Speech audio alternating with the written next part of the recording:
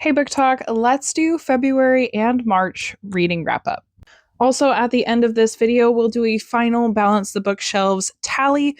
We started off the month of March with a grand total of 361 books that I have unread on my shelves. I got rid of 38 books this month, and I brought in a total of 44. Let's see what I read for the month of March. I'll also throw in February because I forgot to do that before, and then we'll have our final tally. Let's start with a really quick February reading wrap up. At this point in time, I couldn't tell you much about the books that I did read in February. It was a tough month for me.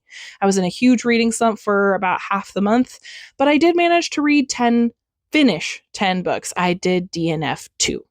First book of the month was Pride and Prejudice. This was my first DNF. Then we have Heart of Night. I gave that book 4 stars. Then we have First Down. I gave that book 5 stars. Breakaway, 5 stars. Baby Daddy, 5 stars. Trying to Score, 5 stars. Lots of sports romance this month, if you haven't already noticed. And then we have In the Likely Event by Rebecca Yarros. I love Rebecca Yarros. I gave this book 5 stars. Then we have Stealing Home, 4 stars. And Wicked Serve was my next DNF of the month. I just wasn't feeling this one. I think it was because I was listening to it on audio and the narrator just wasn't the greatest. Then we have Ruthless Salvation. This one I gave 4 stars. It was really good, really entertaining. I can't wait to delve into the rest of the series. I did buy the whole series by her. I didn't realize that this was a middle book, so we'll delve into that one later. Then we have Love and Other Words. I gave this one 4 stars. It was okay, not super memorable for me, but it was a good book. And then the last book of the month was Full Measures by Rebecca Yarros. As always, I gave this one 6 stars. I sobbed. Unfortunately, my mic just died, so let's continue this video without great sound quality. Moving right into March. Thankfully, by the time that I reached the end of February, I was completely out of my reading slump. Rebecca Yarros to the rescue. And so we moved straight into continuing that same series and did Beyond What Is Given, Hallowed Ground, and The Reality of Everything. The Reality of Everything was a reread for me because this is the one that I read first, not realizing that it was the last one in a series. And then there is another book in this series, Eyes Turn Skyward, which is technically book 2. I read that one after reading The Reality of Everything, thinking that that was the first one, and it was not the first one. But it was so recent, I didn't need to do a reread. This one I very much enjoyed doing a reread of. All of these books were 5 to 6 star reads for me. I cannot speak highly enough for the Flight and Glory series. This will stick with me for quite a while. Then this month just turned into a really heavy month. Those books made me sob.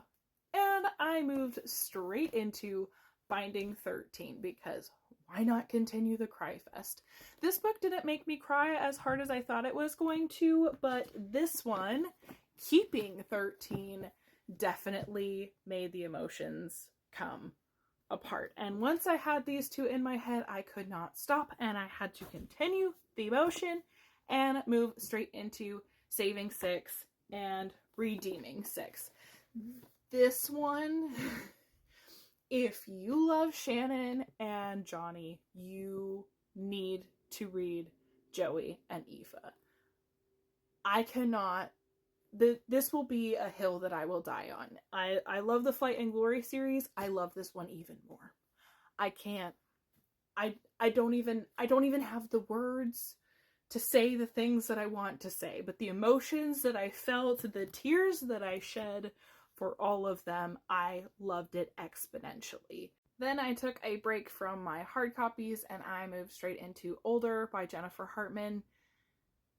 I don't know if I had less than 5 star reads this month. Most all of these ended up being on my favorites. I don't have this one in hard copy and I cannot wait to have a hard copy of this book. I loved it so much. I love Jennifer Hartman. She tears your heart and soul up without fail.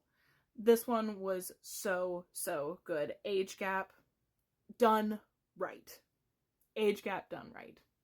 Then we moved on to Undeniably Convenient. This one was cutesy. It was very Grey's Anatomy. If you are a lover of Grey's Anatomy and you want some rom-com moment and a pregnancy trope, this one is for you. This one I think is my only 4-star read. It was still enjoyable. There were just moments that I wasn't as interested in the storyline as I was my other books of the month, but this one was still good. Then miraculously I squeezed in 2 more books in the last few days of the month, and that was Final Offer, the final book in the Dreamland Billionaire series. The first one of this series was my absolute favorite. I fell in love with Dreamland, aka Disneyland, and I fell in love with Rowan and the other brothers.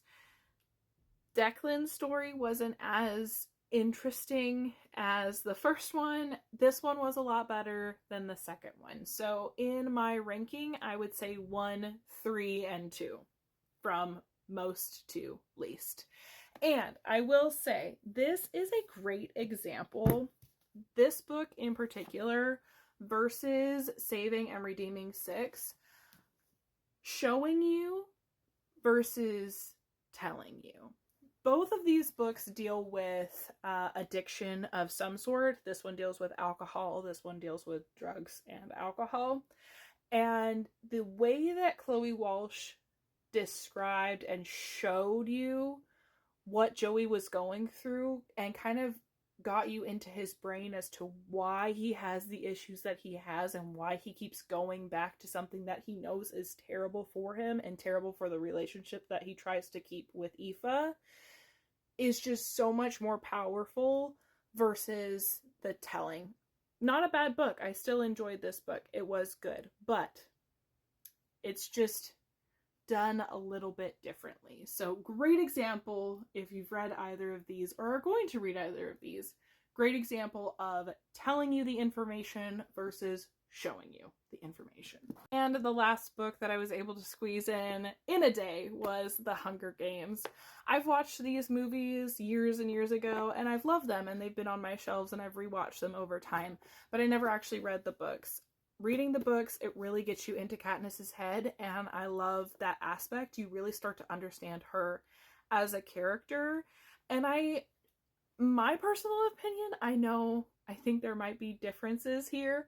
I think that the actress actually portrayed Katniss very well, especially there's only so much that you can do in a movie film, right? Without a narrator in the background describing everything that's going on in her head. Like, she had to convey a lot on the outside, and I think that she did it very, very well. And so far, I'm loving this series. I am now on to the last book of the first 3. I can't wait to delve into the next 2 that I haven't seen the movie of or read the books of. So, very exciting journey. And the final tally, because I feel like I lost between gaining, reading, losing. So I recounted all of my books that I have on my shelves that I have not read, and the final total for the balance of bookshelves at the end of March is 370. I don't know where I gained 9 in the process, but somewhere along the lines I did. So yeah, that's my final tally. That was my March reads and February reads thrown in there. Let me know what you guys read for the month of March and what you have on your hopefuls. I don't do hopefuls here because I'm a big fat mood reader. So we'll see what I'm in the mood for in the month of April. As always, hope you guys have a good rest of your day and happy reading!